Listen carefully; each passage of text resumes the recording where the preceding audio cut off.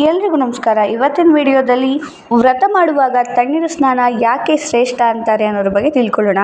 ನಮ್ಮ ಹಿಂದೂ ಸಂಪ್ರದಾಯದಲ್ಲಿ ಯಾವುದೇ ವ್ರತ, ಪೂಜೆ ಅಥವಾ ಉಪವಾಸ ಮಾಡುವ ಮುನ್ನ ತಣ್ಣೀರು ಸ್ನಾನ ಮಾಡೋದು ಅತ್ಯಂತ ಶ್ರೇಷ್ಠವೆಂದು ಶಾಸ್ತ್ರಗಳು ಹೇಳ್ತವೆ. ಇದರ ಹಿಂದೆ ಕೇವಲ ಧಾರ್ಮಿಕ ಕಾರಣಗಳಷ್ಟೇ ಅಲ್ಲ, ಆರೋಗ್ಯ ಮತ್ತು ಆಧ್ಯಾತ್ಮಿಕ ಮಹತ್ವವೂ ಅಡಗಿದೆ. ದೇಹ ಮತ್ತು ಮನಸ್ಸಿನ ಶುದ್ಧೀಕರಣ.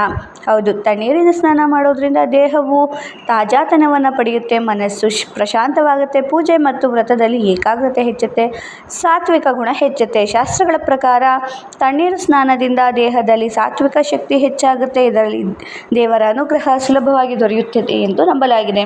ನಕಾರಾತ್ಮಕ ಶಕ್ತಿಗಳ ನಿವಾರಣೆ. ವ್ರತ ಅಥವಾ ಪೂಜೆಗೆ ಮೊದಲು ತಣ್ಣೀರು ಸ್ನಾನ ಮಾಡಿದರೆ ದೇಹ ಮತ್ತು ಮನಸ್ಸಿನಲ್ಲಿರುವ ನಕಾರಾತ್ಮಕ ಶಕ್ತಿಗಳು ದೂರವಾಗ್ತವೆ. ಇದರಿಂದ ಪೂಜೆಯ ಫಲ ಸಂಪೂರ್ಣವಾಗಿ ದೊರೆಯುತ್ತದೆ ಎನ್ನಲಾಗಿದೆ. ದೈವಿಕ ಶಕ್ತಿಯನ್ನು ಆಕರ್ಷಿಸುತ್ತೆ. ಪವಿತ್ರ ಮನಸ್ಸು ಮತ್ತು ಶುದ್ಧ ದೇಹದಿಂದ ದೇವರ ಆರಾಧನೆ ಮಾಡಿದಾಗ ದೈವಿಕ ಶಕ್ತಿ ಸುಲಭವಾಗಿ ಆಕರ್ಷಿತವಾಗುತ್ತೆ. ತಣ್ಣೀರು ಸ್ನಾನ ಇದಕ್ಕೆ ಸಹಕಾರಿಯಾಗುತ್ತೆ.